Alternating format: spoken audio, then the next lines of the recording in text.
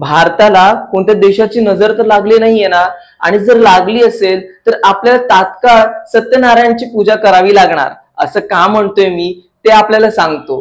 पहलगाम मध्ये फिरायला गेलेल्या सामान्य नागरिकांचा 26 ते 28 जणांचा मृत्यू झाला. त्यापुढे मुंब्रामध्ये झालेल्या रेल्वे अपघातामध्ये सुमारे 5 जणांचा सामान्य नागरिकांचा मृत्यू झाला. आणि आता लेटेस्ट मध्ये जर आपण पाहायला गेलो तर अहमदाबाद मध्ये विमानाच्या अपघातामध्ये सुमारे 241 पॅसेंजर्सचा आणि त्याहून अधिक लोकांचा सामान्य नागरिकांचा मृत्यू झाला, ज्याचा आकडेवारी अजून समोर आलेली नाहीये. या सर्व मध्ये पाहायला गेलो तर भारताला कोणाची नजर तर लागली नाहीये ना, असा प्रश्न माझ्या मनात उद्भवतो. कारण जर आपण पाहायला गेलो तर मेन स्ट्रीम मीडिया ही सध्या एका व्यक्तीचं लकी नंबर दाखवत आहे की कशा प्रकारे त्याचा लकी नंबर हाच त्याचा अनलकी नंबर झाला. आणि दुसरी गोष्ट, भारतामध्ये झालेल्या असुविधेबद्दल कोणीच बोलत नाहीये. पहलगाम हमल्यामध्ये असुरक्षित असल्या कारणामुळे तिथे सामान्य नागरिकांचा मृत्यू झाला. मुंब्रामध्ये रेल्वे सुविधा ही सुरक्षित नव्हती, रेल्वे सुविधा ही बरोबर नव्हती, त्यामुळे 5 नागरिकांचा मृत्यू झाला.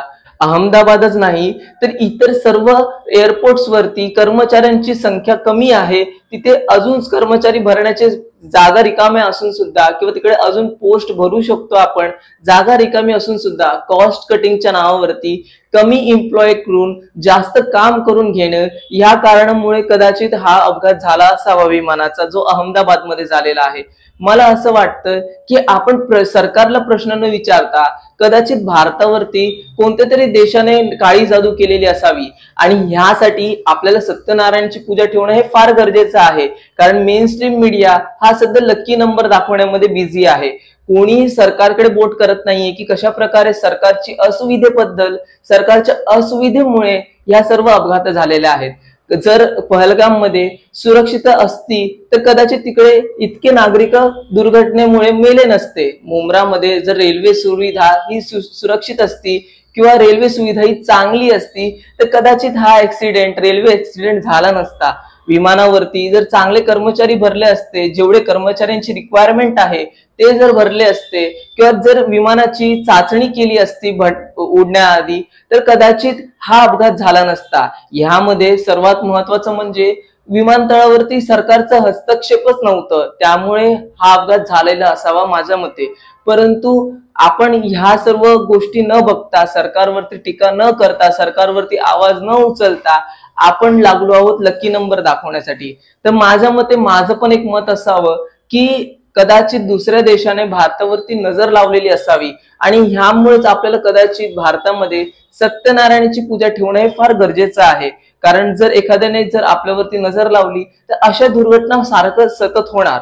तर त्यामुळे आपण सरकारवरती आवाज न उचलता आपण सत्यनारायणची पूजा ठेवणं हे फार गरजेचं आहे. आणि दुसरी गोष्ट पाहायला गेलो तर सत्यनारायणच्या पूजेमुळे सुद्धा नंतर जाऊन डिबेट होतील. कारण काही लोकांमध्ये सत्यनारायणची पूजा करतात आणि काही लोकांमध्ये करत नाही. मग पुढे जाऊन ह्याच्या जातीभेदी होण्यापेक्षा मी आताच सांगतोय की कोणत्याही जातीवरती हा व्हिडिओ न बनवता सरकारवरती टीका करण्यासाठी हा व्हिडिओ बनवलेला आहे. आणि सामान्य नागरिक हा नक्की चाललाय कुठे, किंवा त्याचे विचार चाललेत कुठे, किंवा मेन स्ट्रीम मीडिया ही त्याचे विचार घेऊन कुठे चाललेत, हे सर्व दाखवण्यासाठी हा व्हिडिओ मुळात बनवलेला आहे.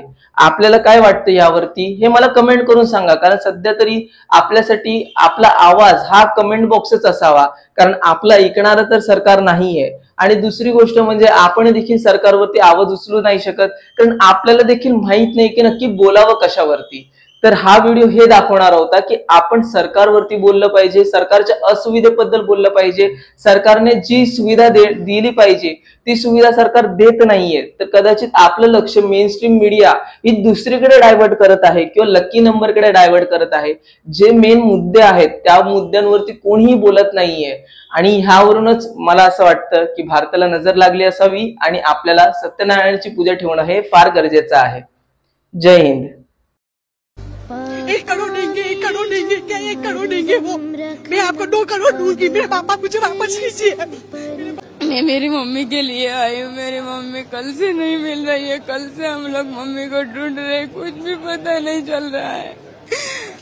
हम लोग आज सैंपल देने आए, अभी आज वापस हमको 72 घंटे बोले हैं। वो अपने रिश्तेदारों को यहाँ पे छोड़ने के लिए आए थे एयरपोर्ट पर, और एयरपोर्ट से लैंड होते टेक ऑफ करते ही प्लेन क्रैश हो गया है। उनकी जो तस्वीर है वो भी उनके मोबाइल के अंदर है, आप तस्वीर दिखाएंगे एक बार? You must please